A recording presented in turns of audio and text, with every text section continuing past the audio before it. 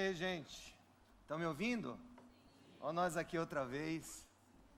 Que bom. Encerrar às vezes é um alívio, né? Para quem está na conferência. Mas para quem vai falar encerrando, depois de ouvir tanta coisa legal e tentar colocar tudo isso dentro da perspectiva geral do evento, é bem desafiador. Eu queria começar falando o seguinte: nós estamos vivendo um tempo muito complexo no Brasil, para a igreja brasileira, na questão da relação da igreja com aquilo que vá além do evangelismo enquanto proclamação do evangelho. É verdade que nós não estamos indo muito bem, como o Jonas falou na palestra anterior, a questão da má teologia que nós temos nos púlpitos, né? Oportunidades que nós perdemos de pregar o evangelho e estamos pregando ou moralismo, ou estamos pregando, de um lado, prosperidade e todas essas coisas que a gente tem assistido, né? Talvez a gente precise re-evangelizar os evangélicos. Isso é um grande desafio. Mas há um outro desafio também que é preocupante, e os excessos, os extremos, eles são sempre preocupantes. É parece que uma crescente desconsideração, uma crescente ojeriza de certos setores da igreja brasileira, especialmente reformados, um descrédito ou até mesmo uma desconfiança com tudo aquilo que se fala com relação à transformação social no Brasil. Como isso é triste? Então, é como se houvesse a inexistência de filtros para que a gente avaliasse, de fato, o que seria uma relação saudável, não só com o Senhor da cidade, mas também com a cidade do Senhor. Sabemos, é claro, que certas posturas, inclusive ultimamente, não podemos tapar o sol com a peneira. O Brasil vive uma crise política profunda. Nós temos um ex-presidente preso pela primeira vez na história do Brasil. E aqui, sem entrar nos méritos da prisão, ou sem entrar nos méritos do que está acontecendo, nós vemos, por exemplo, algumas manifestações de figuras públicas importantes para a história da igreja no Brasil, polarizando o discurso, tá? Pastores polarizando o discurso, inclusive convidando-nos à desobediência civil ou coisas dessa natureza. Eu não posso deixar de tocar nesse assunto, porque é exatamente o assunto que me deram. Alcançando a cidade. E alcançar a cidade, irmãos, não vamos pensar aqui com conto de fadas. Não se faz apenas, embora esse para mim seja a locomotiva condutora, através da proclamação do senhorio de Jesus, mas da demonstração do senhorio de Jesus em todas as áreas da vida, inclusive a política, a cultura, a ação social, a justiça social. E eu acho que eu vou tentar, né, trazer um pensamento minimamente equilibrado, para que a gente tenha aqui algumas, instruções sobre como nós devemos atuar enquanto propagadores do Evangelho nos contextos onde nós estamos. Então, eu quero começar com o texto de Gênesis. Eu gostaria muito que você abrisse, tá? Porque eu vou tentar voltar para esse texto algumas vezes aqui, mas eu gostaria muito que você abrisse Gênesis capítulo 4.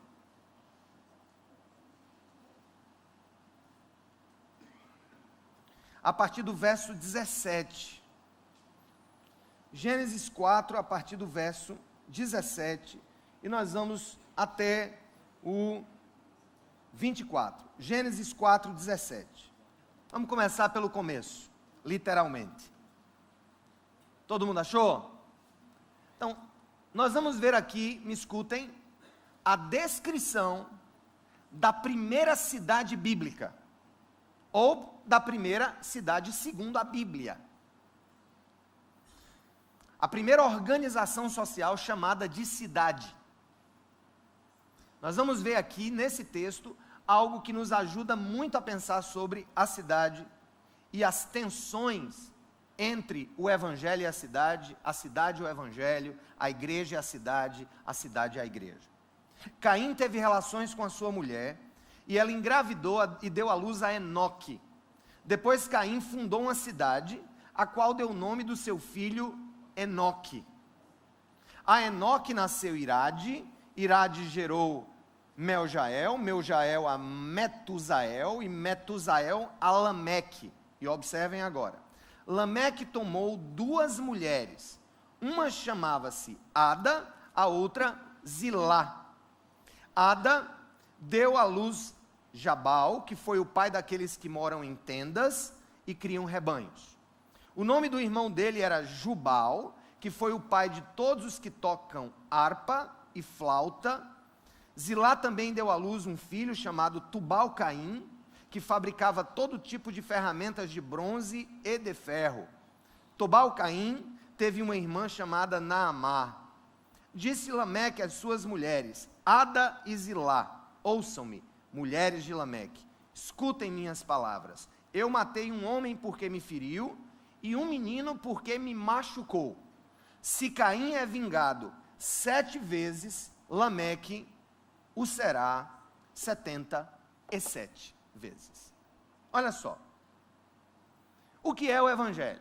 Nós temos que começar, antes de mais nada, com o evangelho, depois passar pela cidade e a gente entender a nossa relação alcançando a cidade. O evangelho, em uma definição bem básica, é a boa nova de que Deus, em Cristo e através de Cristo, está restaurando completamente a sua boa, mas caída criação. Deixa eu perguntar uma coisa para vocês. Quando Deus criou tudo, Ele disse que era bom ou ruim? Ele não disse que nada era mais ou menos. Tudo foi tratado como bom. Na expressão de quê? Primeiro, do completar da sua obra criadora, mas ao mesmo tempo, da realização de um telos, de uma finalidade dada à criação, que o glorificasse e que funcionasse muito bem, completamente, em todas as suas especificidades. É óbvio que a Bíblia não se dispõe a ser um livro de sociologia, embora nós possamos encontrar princípios. A Bíblia não é um livro que vai tratar de tecnologia, embora a gente veja alguns lampejos de como a tecnologia vai se desenvolvendo. Nós vamos ver também que a Bíblia não é um livro absolutamente para tratar de ciência, das ciências duras. A Bíblia não vai falar de microbiologia aqui de uma maneira clara. A Bíblia vai falar de algumas questões que nos fazem entender que certamente há regramentos de Deus para todas as áreas da existência humana. E esses regramentos estão também dados de uma maneira ao ser humano como desenvolvedor de cidades e culturas. Primeiro capítulo de Gênesis, nós vamos ouvir Deus dizendo ao ser humano que dominasse sobre todas as coisas. Para mim, a ideia de dominar o jardim é, na realidade, dominar no sentido de conhecer, de desenvolver, de estabelecer, de parametrizar e de fazer com que a criação original de Deus alcance um desenvolvimento para a glória de Deus e a partir da ação daqueles que têm a imagem de Deus. Isso vai nos fazer, esse texto, né? E eu gosto muito dessa frase que eu acabei de dizer, que o Evangelho é a boa nova de Deus em Cristo, e Ele está restaurando a sua boa, mas caída criação. A relação da igreja com a cidade, portanto, tem sido tensa desde sempre. E a gente precisa construir um modelo de missão urbana. Se eu for falar aqui de um modelo de engajamento com a cidade, ou um modelo de engajamento com a cultura, não nesse ambiente, mas em um público em geral, tá? Nós teremos pelo menos 4 grupos de cristãos diante da realidade, da relação da igreja com a cidade. Nós temos, por exemplo, o grupo dos anabatistas, né? Aqueles que têm a ideia, aquele pensamento que que nós precisamos olhar para a cidade com olhos de sempre desconfiança, ali está o mal, nós devemos nos afastar, nós devemos criar uma tensão constante entre a igreja e o mundo. Aí você vai passar por alguns modelos, que são modelos de relevância. Quem fala muito bem sobre isso é o Timothy Keller no livro Igreja Centrada, e ele vai chamar a atenção para um outro modelo, que é o modelo seguinte: eu quero apenas ser relevante dentro da cidade, tá? Eu preciso ser relevante. Os movimentos que buscaram inicialmente a relevância para uma cultura secularizada, foram movimentos como o da Willow Creek nos Estados Unidos, como o movimento daqueles dos chamados Seeker Sensitive Churches nos Estados Unidos, que estavam sensíveis às necessidades do povo daquele momento, tentando atraí-los de alguma maneira.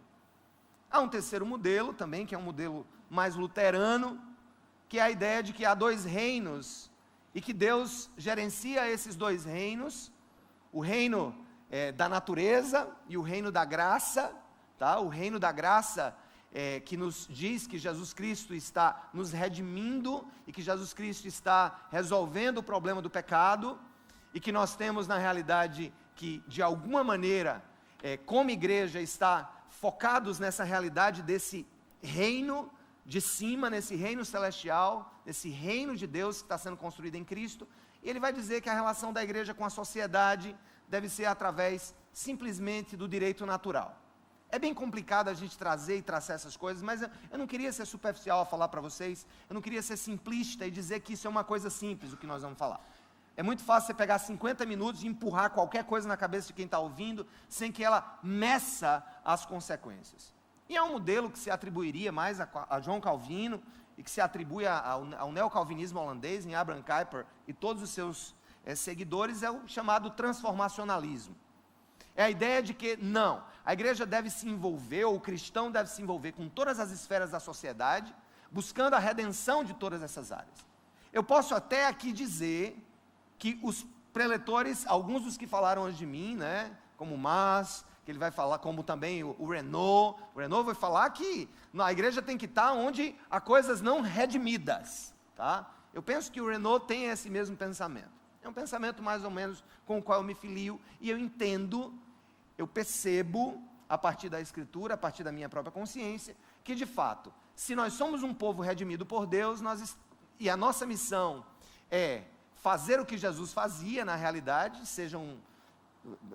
quando Jesus vai nos convidar, e ele vai dizer lá, assim como o Pai me enviou, eu também vos envio. Esse assim como para mim tem implicações práticas, tá? E Jesus não apenas pregou sobre salvação, Jesus interviu em sistemas hostis, Jesus interviu para salvar a mulher aquela mulher que estava para ser apedrejada, ali de uma falta de balanço na aplicação da lei, a partir daqueles que também eram pecadores. Jesus vai intervir na questão dos pobres, Jesus vai intervir na questão das opressões da religião. Jesus, ele era alguém que estava sim preocupado com outras instâncias, além de simplesmente pregar para nós que ele vai levar a gente para o céu.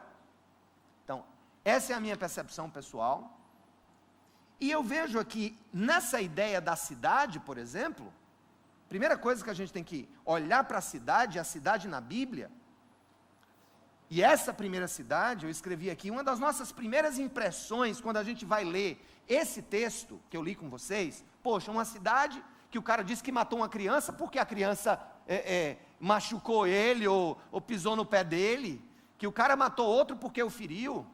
Como é que pode ser? Então a gente olha para a cidade, o meu primeiro olhar para a cidade lá atrás, quando eu estava ainda começando a minha vida cristã, era um olhar desconfiado, porque eu olhava para a cidade como fruto do pecado. É como se a cidade funcionasse, sabe como o quê? Como uma alternativa humana, preste atenção, uma alternativa humana ao Éden perdido. Eu, Sérgio Queiroz, olhava com essa percepção. Eu olhava para a cidade como um subproduto do pecado, ou seja, um mal necessário. Cidade existe porque o homem foi expulso do jardim de Deus. Então,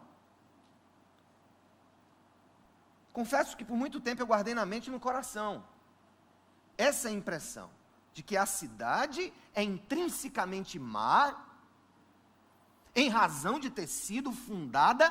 Quem foi que fundou a primeira cidade? Foi o primeiro homicida da história. Como um troço desse pode ser bom? Quem fundou a primeira cidade na Bíblia, Enoque, foi Caim. Caim matou seu irmão.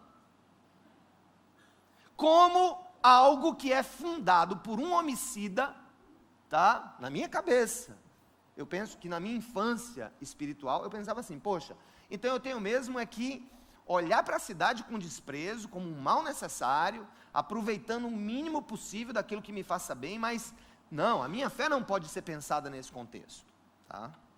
Então, esse texto que nós vamos ver, vai me mostrar algumas coisas. Vamos ver aqui, vamos observar algumas das coisas. Primeiras expressões do pecado humano pós-queda. Primeiro deles, é aqui que surge o primeiro caso de bigamia. Lameque, ele toma para si 2 mulheres. Bigamia. Quando a gente pensa hoje no poliamor, nessa ideia que já está ganhando, e eu também sou da área jurídica, está ganhando muito força dentro do direito, a plausibilidade de alguém casar em 3 ou em 4, daqui a pouco vão botar um cachorro no meio. É verdade, já se fala nessa hipótese, eu não estou brincando.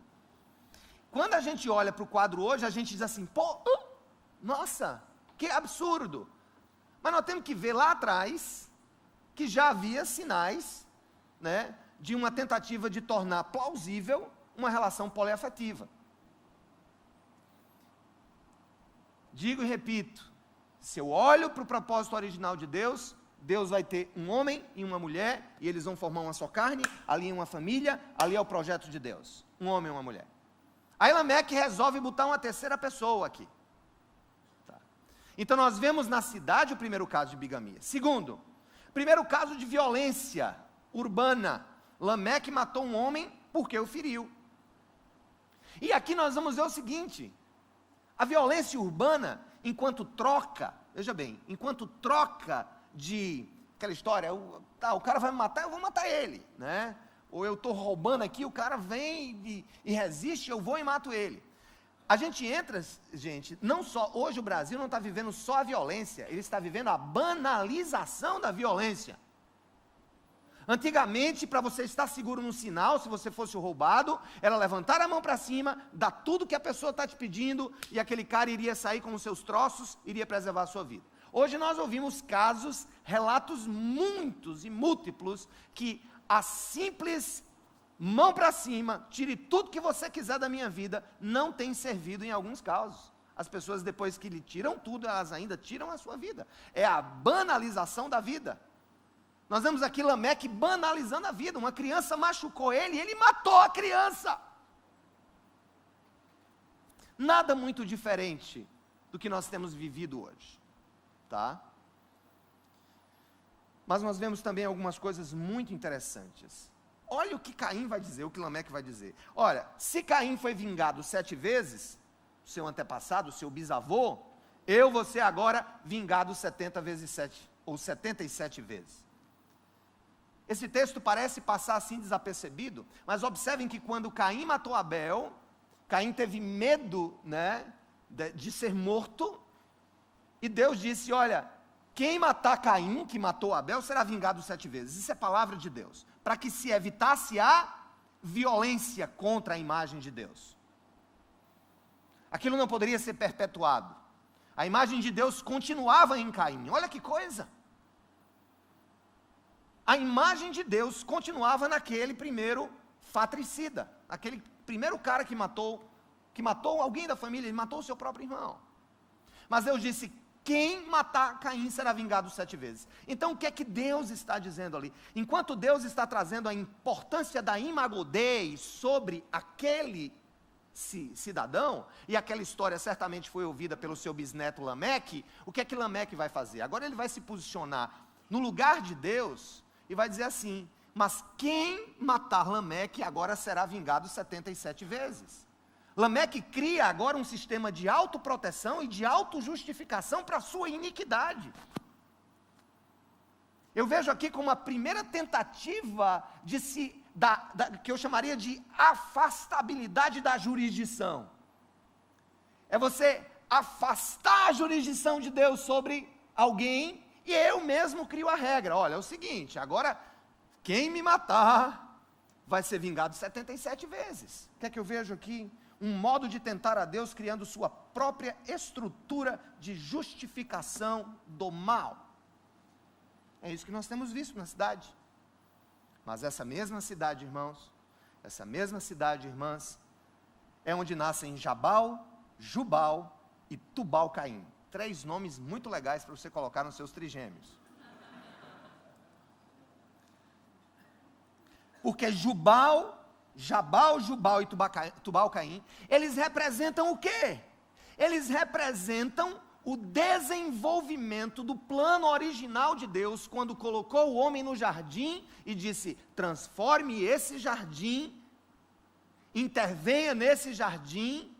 E uma das maneiras que eu leio Gênesis 1, 26 a 28 é: faça cultura, domine sobre a sociedade, domine sobre o meio ambiente, mas ao mesmo tempo cuide do meio ambiente, que esse é também um problema da igreja alcançando a sua cidade. Então Jubal, segundo o texto, ele é o cara que desenvolve as primeiras tecnologias habitacionais e a pecuária. Podemos dizer que ele é o primeiro, ao mesmo tempo, engenheiro, arquiteto de novas tecnologias habitacionais, porque ele diz que ele é o pai daqueles que habitam em tendas. Então ele inventa a tenda, dando a possibilidade de quê? Da mobilidade. Segundo, é o primeiro daqueles que tem gado, a Bíblia vai dizer, que cuidavam de gado, é o primeiro pecuarista. Então, Jabal aqui não está agindo por causa do pecado. Jabal está agindo aqui a despeito do pecado. Por que ele está agindo a despeito do pecado? Porque o atuar sobre a criação de Deus, sobre a cidade, é um mandato cultural que Deus nos deu lá no Éden. Segunda coisa, Jubal desenvolve a arte musical, é o pai de vocês aí, músicos. Aliás, parabéns para o Ministério de Louvor daqui, né, que está tocando, que é o primeiro que eu vejo deixar de tocar e voltar para ouvir a mensagem. Porque eu não sei se acontece na igreja de vocês, ministro de louvor, eu tive que colocar aqueles negócios que o pessoal bota em roupa, em loja de roupa, e colocar um bip na saída, entendeu? Eu boto na roupa deles um negócio daquele, para quando eles estiverem saindo, pip, pip, pip, pip, e eles voltam. Parabéns, gente, né? Eles estão aqui não só nos servindo, mas eles estão sendo humildes, né? Para ouvir aqui aqueles que não são tão artistas quanto eles. Mas o fato é que Jubal desenvolveu a arte musical. Vocês estão rindo de quê, gente? Vocês estão rindo de mim, né? Não é do que eu estou dizendo, só pode. Terceira coisa, Tubal-Caim, ele começa a desenvolver tecnologias para intervenção no mundo. As primeiras ferramentas de aço, ele vai desenvolver aqui. Tubal-Caim é o pai daquele que fabricava todo tipo de ferramenta de bronze e de ferro, aliás. Então o que é que a gente vê isso? De fato, a primeira cidade, escuta o que eu vou dizer, a primeira cidade mencionada na Bíblia é a expressão da beleza, do projeto de Deus, mas ao mesmo tempo é a expressão da feiura das ações produzidas pelo pecado. O que é a cidade hoje? Como é que eu devo ver a cidade hoje? Passando por essa cidade do Rio de Janeiro. Ontem eu peguei o táxi para ir ali peguei um Uber para ir ali na PUC, resolver um problema, e passando por essa linda cidade.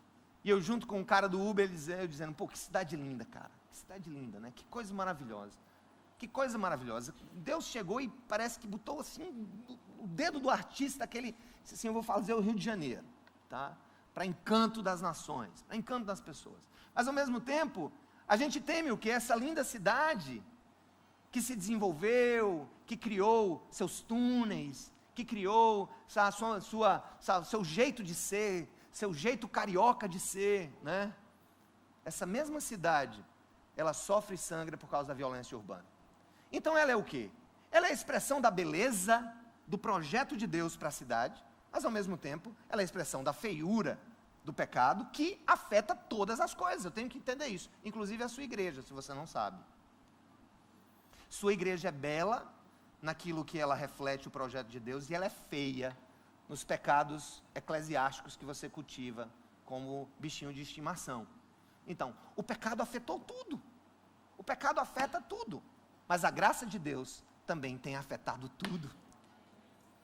Todas as áreas, todos os lugares. Deus está na ciência, está na tecnologia, Deus está nas novas invenções.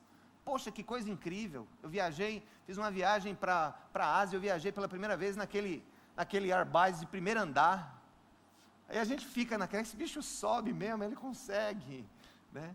Um avião com 2 andares, cara, eu fiquei encantado com aquilo. Eu digo, nossa, Deus nos deu todas essas capacidades, mas o pecado está em todo lugar, manchando todas as coisas. Então, o que é que eu quero propor? Cidades são núcleo de cultura, de tecnologia, de entretenimento, mas o problema da cidade é que a cidade é também um núcleo de glorificação do homem.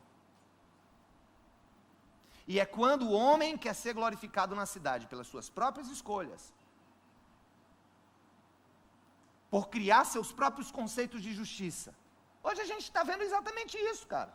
Afinal, o que é que nós estamos ouvindo ultimamente? Quem é que a cidade vai dizer? O povo vai dizer quem pode ou não pode ser preso. Quem deve ou não deve ser preso. A partir de quê? De suas convicções ideológicas. Nós vivemos essa tensão e é difícil ultrapassá-la, mas eu vou tentar chegar aqui em algumas conclusões finais, ou pelo menos no meio do caminho. Eu quero falar sobre a cidade como plano de Deus, do jardim para a cidade-jardim. Isso é encantador. Eu não sei se você fez esse exercício, não vai dar para a gente fazer. Eu tenho um PowerPoint que eu não vou usar aqui, que eu coloco o Jardim do Éden de um lado, que está ali no primeiro livro da Bíblia, e coloco as definições aqui do outro lado, da Nova Jerusalém, do projeto final de Deus para a nova terra, o novo céu que Ele está construindo. Mas algumas coisas são importantes. A gente vai ver que, por exemplo, Deus plantou um jardim no Éden, lá em Gênesis 2, 8 a 10, para os lados do leste, ali colocou o homem que formara. Então o Senhor faz nascer do solo todo tipo de árvores agradáveis aos olhos e boas para alimento. E no meio do jardim estava a árvore da vida e a árvore do conhecimento do bem e do mal. No Éden nascia um rio que irrigava o jardim e depois se dividia em 4. Se você ler agora o último livro da Bíblia, porque a Bíblia é exatamente essa história de Deus intervindo na sua boa, mas caída criação, levando-a a um fim maravilhoso. Olha o que é que nós vamos ver. Nessa mesma cidade, nessa Nova Jerusalém, também tem um rio que flui do trono de Deus. No meio da rua da cidade. No meio da rua da cidade. O rio que passa em Gênesis no meio do jardim, está passando aqui no meio da rua da cidade. E ele vai dizer, de cada lado do rio estava a árvore da vida. A mesma árvore da vida que é citada no Gênesis. Nós não vemos aqui a do bem e do mal, que é exatamente aquela que nos fez cair. Né? É aquela que nos fez cair. Ela não está mais aqui, mas aqui está a árvore da vida, a mesma árvore da vida que foi guardada lá no Éden, para que a humanidade não a alcançasse, porque na realidade, a nossa vida e a plenitude da nossa vida está em Jesus Cristo, nosso Senhor, que morreu por nós para reorganizar toda a estruturação cósmica, toda a estrutura cósmica. E nós vamos ver aqui mais uma coisa. O trono de Deus e do Cordeiro estará onde? Na cidade. É o que diz o texto. Quando eu descobri isso, eu disse, e o céu? Eu quero um trono no céu. Mas a Bíblia diz nos seus últimos capítulos que o trono de Deus está na cidade. É muito ruim falar isso na última palestra, porque nem tem tempo da gente debater sobre isso no final. Mas uma coisa para vocês precisa ser dita. Deus tem um projeto para as cidades. Deus ama as cidades. E Deus quer voltar a estar no meio da sua criação boa e que agora aperfeiçoada, redimida e totalmente restaurada na segunda vinda de Jesus Cristo. Eu nunca pensei que a nossa escatologia, que a nossa maneira de ver o futuro, tem uma influência tão profunda na nossa missiologia. Muita gente está falando em missiologia a partir lá do mandato, lá da grande comissão, mas nós precisamos construir um modelo de engajamento social, um modelo de engajamento na cidade, em que Jesus Cristo é o Senhor, Ele é o Redentor, Ele é o que está operando a transformação e usando a igreja para testemunhar disso, para ser sal e luz a respeito disso. Mas a grande questão, a sua escatologia vai definir a sua missiologia. E eu vou dar um exemplo muito prático. Se você acha que o destino final da humanidade é em um céu etéreo, então muito provavelmente você vai olhar para a cidade como desprezo, como estação, simplesmente como uma estação que você vai precisar passar, mas que você não é daqui. Tem até uma música que eu cantava, eu não canto mais. Ainda bem que eu vou morar no céu. Eu não. Eu fui feito matéria. E como matéria, eu não sou mal porque sou matéria. Quem trouxe para nós a ideia do mal enquanto expressão na matéria não foi a Bíblia e não foram os judeus. Foi Platão, foi Agostinho, isso foi perpetuado por Tomás de Aquino. E graças a Deus parece que Calvino e também o neocalvinismo trouxeram uma nova visão. Não, a matéria é boa. Quem disse que ela é má não foi Jesus. Quem disse que ela foi má, que ela é má, foram os gregos. Quando eu vejo coisas em que pessoas tentam se afastar da responsabilidade cívica, local, pessoal, com o pobre, com as realidades do mundo, eu digo, é grego, brother. Usa essa frase na tua igreja, isso é grego, brother. É coisa de grego, brother. Isso não é coisa de cristão, isso não é coisa da tradição judaico-cristã genuína. Então, Deus está interessado sim na solução dos problemas sociais, sim ou não? Você acha que Deus quer gente morando em favela? Você acha que Deus Ele quer isso? Está dentro do seu projeto, alguém está morando com os fios descascados dentro de casa? Você acha que Deus quer gente morando em assentamento como aquele que caiu em São Paulo? Você acha que Deus quer ver criança morrendo? Você acha que Deus quer ver mulher sendo maltratada, estuprada? Você acha que Deus quer ver corrupção? Não, Ele está interessado nisso. E eu tenho dito o seguinte, se Deus está realmente preparando algo totalmente outro, em uma dimensão etérea, então eu diria que ele perdeu esse mundo para Satanás. E eu não acredito que ele perdeu esse mundo para Satanás. Quando Jesus morreu na cruz, não foi apenas para salvar a nossa alma, foi para redimir a integralidade da sua criação. Você pode não concordar comigo, mas eu não tenho como construir.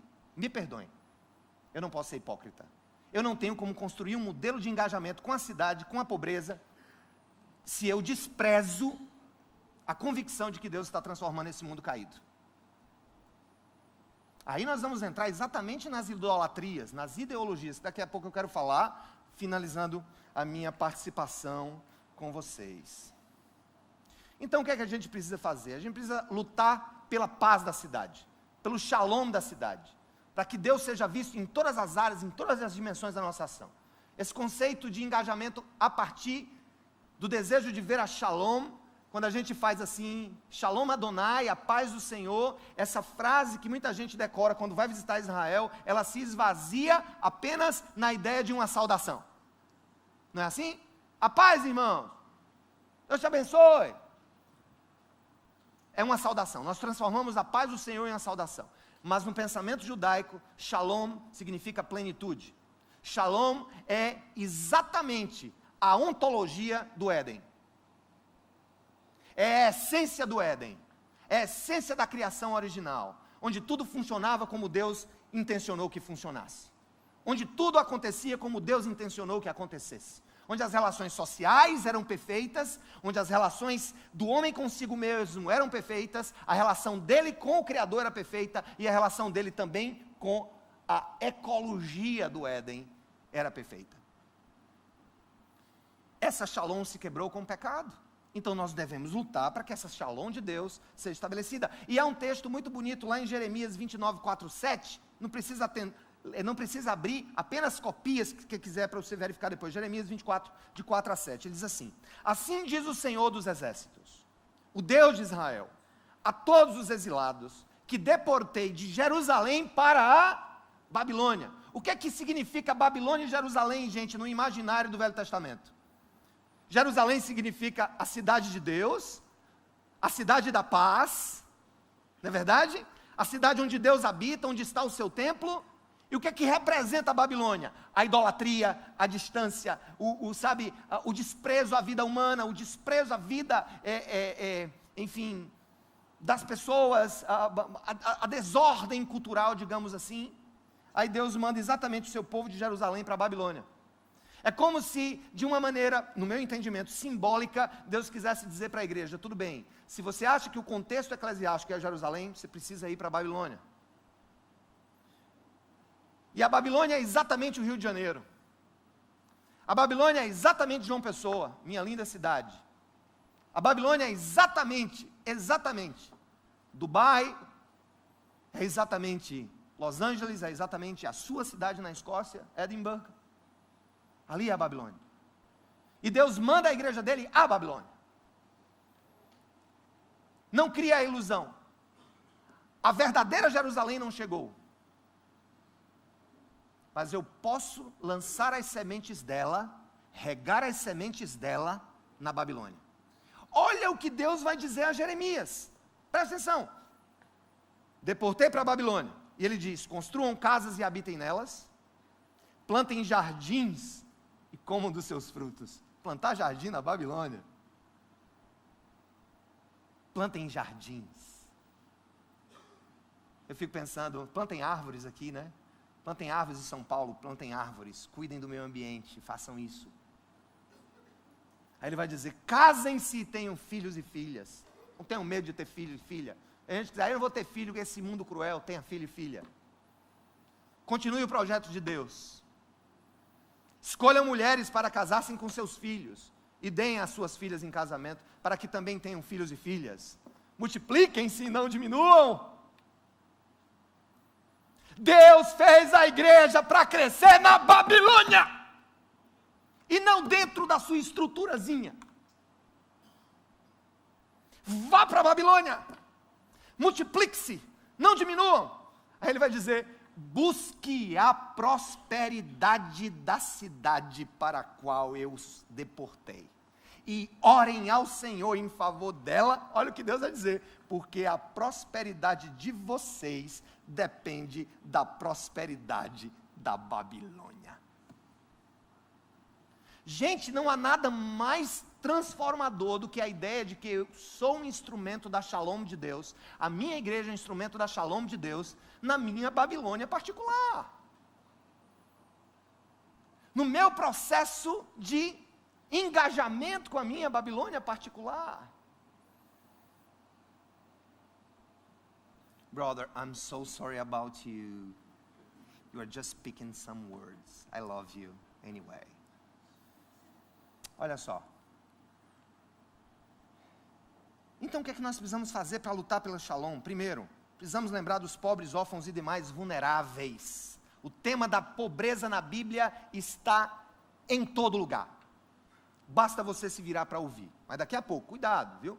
Estão conversando, eita, mais um comuna subiu ali em cima. Com todo respeito a quem é da esquerda aqui. Mais um comuna subiu ali. Cuide dos pobres, dos órfãos, demais vulneráveis. Isso é parte do pensamento da igreja desde sempre. Já ouvimos isso. De pelo menos 2 ou 3 palestras aqui. Isso é tema cristão. Antes de Marx existir, isso era tema cristão. Sempre foi uma temática do Evangelho. Sempre foi uma temática de Israel. O cuidado, vimos aquele texto que foi exposto aqui de Miqueias. Miqueias, por você. Segundo, envolva-se gradativamente com assistência, com desenvolvimento, com reforma. São 3 etapas. Assistência é aquele pão que eu dou. Assistência é quando você tira alguém de uma situação e vai ali e dá um jeito. Então, assistência, eu vejo a Bolsa Família como assistência. Me permita, então, entrar em questões políticas que a gente vive no Brasil, né? E não na Nova Jerusalém, tá? Para mim, Bolsa Família é assistência necessária.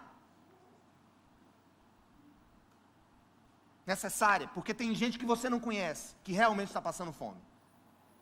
Mas ela descamba para simplesmente cabresto eleitoral, quando parece que não há intenção de que aquela miséria seja extirpada, antes seja domada com alguns reais, para que aquela pessoa possa estar sempre dependendo dela.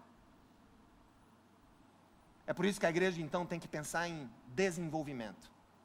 E deve incentivar os seus próximos candidatos, seus próprios governantes, a investir em desenvolvimento. Desenvolvimento é quando eu tiro gradativamente uma ajuda vinda de fora e ajudo aquela pessoa a desenvolver os seus próprios potenciais. Quando eu crio condições para que o pobre saia da pobreza e não permaneça lá para votar em mim na próxima eleição. Eu tenho refletido, gente, criticamente sobre a política no Brasil. Eu sou bisneto de coronéis no Ceará. A matriarca da família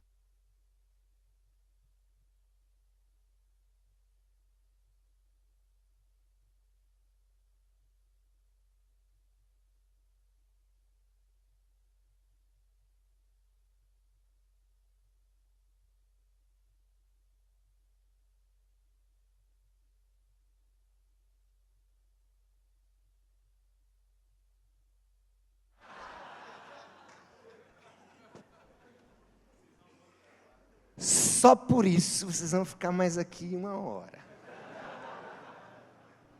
Olha só, eu sou descendente de coronéis.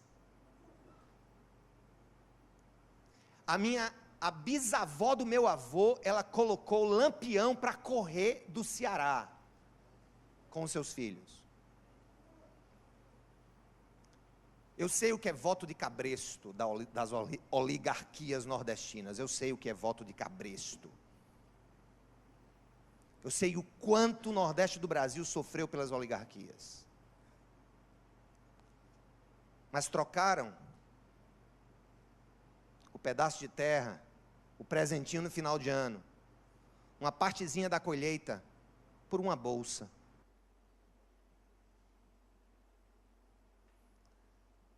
A mesma alienação produzida pelos coronéis, dos quais eu sou descendente no Nordeste, foi produzida pelos últimos projetos políticos para o Brasil. E eu comecei dizendo que nós temos um grande problema a enfrentar. Cuidado, você que tem uma tendência mais escapista, que o evangelho é só pregar no domingo para o povo se converter e resolver a vida na segunda. E cuidado, porque realmente, quando a igreja, ela abraça uma ideologia, ela se perde no meio do caminho. E eu costumo dizer que os ricos do passado usavam os pobres do Brasil como capacho. A direita usava o pobre como tapete e a esquerda começou a usar o pobre como palanque, ambos idólatras.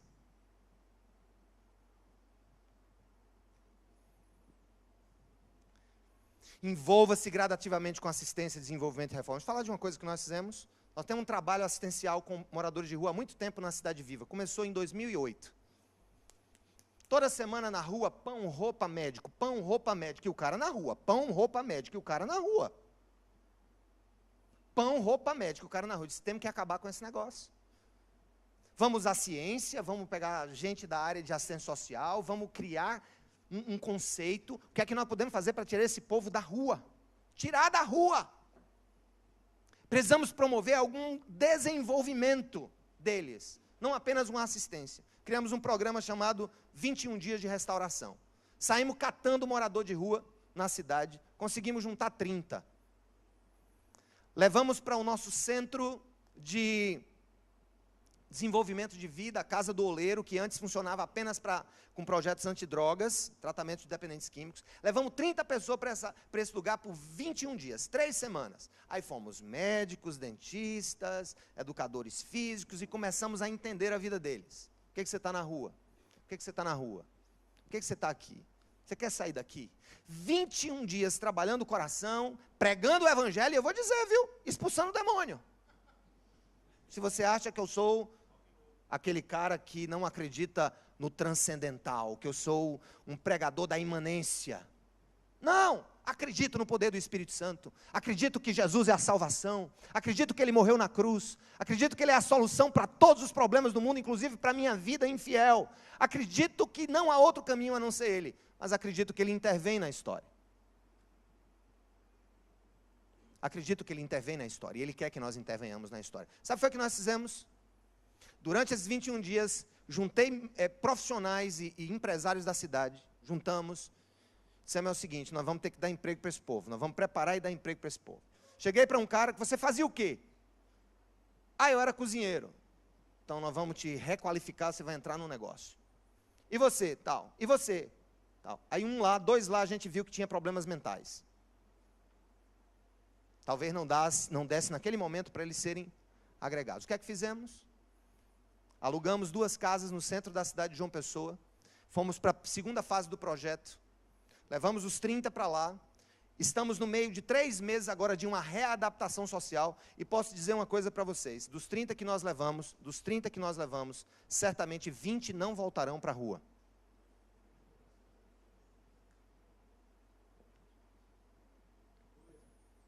E precisamos de reformas profundas nesse Brasil. E precisamos ser uma voz ativa. E se estivermos vinculando a nossa fé a pressupostos da direita e da esquerda, talvez a gente caia novamente em um grande problema para ser resolvido depois.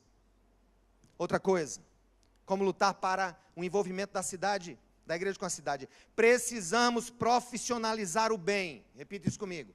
Precisamos profissionalizar o bem. O que é profissionalizar o bem?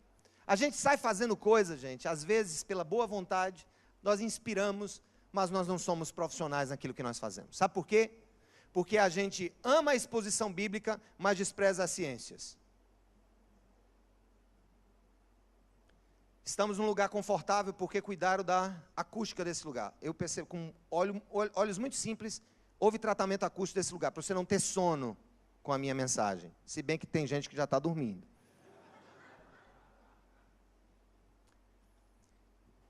Eu tive uma reunião com uma dessas instituições que cuidam de criança, não vou mencionar o nome, mas o cara abriu na tela, ele me mostrou algo que o IBGE sozinho não mostra, que o PNUD não mostra. Ele me mostrou coisas de vários indicadores sociais do Brasil, e esse cidadão, que era do mundo corporativo, trabalhava em uma grande empresa multinacional, dedicou-se a construir inteligência social. Ele me mostrou um quadro e eu fiquei perplexo. Ele perguntou: quais são as 2 cidades mais pobres da Paraíba? Eu digo: é fulana e fulana. Ele disse: não, são essas aqui, ó. E o bolsão está aqui. Aqui tem um bolsão de pobreza, aqui tem um bolsão na área de educação, aqui tem um bolsão que pode ser enfrentado. Nós precisamos, gente, eu quero até sugerir a Jay, para um restore, precisamos ensinar essa juventude, a vocês, a gerirem projetos. Porque o que é que acontece nessas conferências? Todo mundo sai empolgado. E eu estou dizendo que um jovem chegou para mim aqui, antes de eu pregar. Sai todo mundo empolgado, e o jovem chegou para mim e disse assim: me diga uma coisa, que ferramentas eu posso usar para fazer isso, isso e aquilo outro?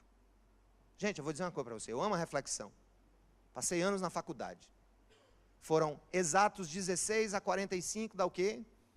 Dá 29 anos, ininterruptos na universidade. Com as várias coisas que eu fiz. Mas eu vou dizer uma coisa para você, quem muda o mundo não é só quem pensa, é quem faz. E nós precisamos fazer. Nós precisamos errar. Você precisa errar. Você precisa tomar risco. Você precisa mostrar a cara, a tapa. Você precisa ser confundido com os pecadores. Quanto mais confundido com os pecadores da sua cidade, mais parecido com Jesus você vai ser. Porque ele também era confundido com os pecadores. É muito bom ser confundido com a galera da Atos, missional. É muito bom ser confundido com a galera da ABC2, cristão na ciência. Beleza, vamos lá. É muito bom ser, confundido com aquela galera que está fazendo uma reflexão boa. Eu tomei uma decisão. Eu quero ser confundido com os pecadores de João Pessoa. Pode uns me chamarem de comunista, outros me chamam de extrema direita, outros me chamam me chame do que você quiser, eu não estou nem aí com o que você acha que eu sou. nem aí com o que você acha que eu sou. Eu vou dar alguns conselhos práticos para a gente ir embora. Acabou meu tempo. Foi cortado 3 vezes aqui. Diminuiu. Era 45, depois era 30. Mas vamos acabar, Jay. Por amor a você e aos participantes. Primeiro, conselho prático de um Paraíba. Tenha uma visão mais positiva da cidade, enquanto palco para a glória de Deus se manifestar através dos filhos da luz. Tenha uma visão mais positiva. Tem mal, mas tem projetos de Deus. A graça de Deus se manifesta nas cidades. O projeto final é uma cidade-jardim. E não um retorno a um jardim, mas uma cidade-jardim. Segundo, pergunte sempre aos membros da sua igreja se a cidade sentiria falta de vocês caso vocês desaparecessem. E depois vai tomar uma sopa para processar essa pergunta. Vai fazer falta para quem? Para a tua denominação? Para os 10% que tu manda para não sei aonde? Para o 1% do fundo catalístico? Vai fazer falta a quem? Você vai fazer falta? Igreja que só faz falta aos membros se fechar, tem alguma coisa errada com ela. Pode copiar aí, viu? Igreja que só fará falta aos próprios membros se fechar, tem alguma coisa errada com ela. Terceiro, não acho que o envolvimento da igreja com as questões sociais é necessariamente decorrente de uma visão materialista e comunista da realidade. É isso que está sendo plantado por alguns irmãos, é isso que está sendo plantado por alguns reformados. Cuidado para Deus não queimar sua língua.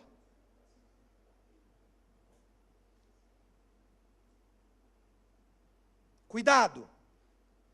Você que acha que todo discurso de ação social, de abençoar o pobre, de lutar contra as estruturas iníquas da sociedade, é necessariamente mediado a partir de uma visão materialista da realidade. Isso é cristianismo puro. Isso é interesse pela shalom de Deus nas cidades. Isso é interesse para se ver a redenção de Cristo no meio das pessoas com quem nós convivemos.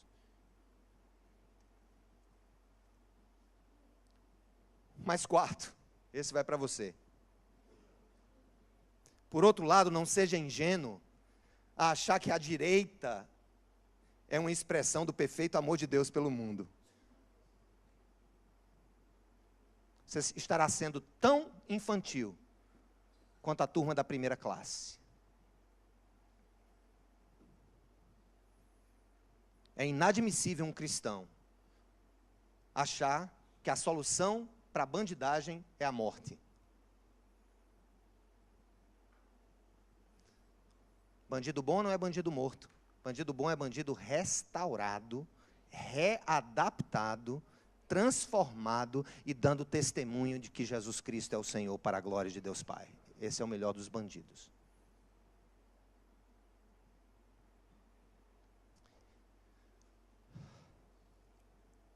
Se você precisa apenas de uma razão para ser bênção na sua cidade, basta uma. Esquece tudo que eu falei até agora. Se você precisa de apenas uma razão para se envolver na sua cidade, com as pessoas da sua cidade, com as estruturas da sua cidade, lembre-se de que ela possui a maior quantidade de imagens de Deus por metro quadrado. Entenderam o que eu quis dizer? Olha a quantidade de imagem de Deus por metro quadrado nós temos aqui. Quem tem a imagem de Deus aqui? Levanta a mão. Você tem a imagem de Deus? Mas é só a gente que tem a imagem de Deus? A imagem de Deus está nas pessoas que não estão na igreja, gente? Sim ou não? Sim. Então essa é uma razão. A cidade é lugar de concentração da imagem de Deus. E finalmente, esse aqui vai para os que acham que o transformacionista, ou que aquele que crê na intervenção da igreja em todas as esferas, é necessariamente um triunfalista. Escuta o que eu vou dizer. Talvez seja a frase mais importante da minha fala, para que eu me posicione sobre o meu pensamento sobre igreja, sociedade, política e tudo mais. Finalmente, lance fora ideias triunfalistas de que a humanidade produzirá a Nova Jerusalém. Isso é fruto do pensamento iluminista, que pariu tanto o liberalismo econômico como o comunismo. Ele é o pai de duas utopias, a utopia da esquerda e a utopia da direita. No final das contas, ambos acham que tem a solução para o mundo. E Deus aí está apagando as luzes do iluminismo. Isso é humanismo idólatra. Plantemos, nos envolvendo, fazendo o que podemos, plantemos e reguemos. Mas o Senhor dará o crescimento. É obra dele, é para a glória dele. Afinal, a nova Jerusalém não se constrói na terra. A cidade-jardim desce do céu. É ato final, o último ato de Cristo, transformar definitivamente a sua boa e no futuro totalmente redimida criação. Que o Senhor nos abençoe, que o Senhor nos dê inteligência, que o Senhor nos dê ciência, que o Senhor nos dê temor, que o Senhor nos dê humildade, para que a gente, enfim, alcance as nossas cidades para a glória de Deus. Deus abençoe e até ano que vem, no legado.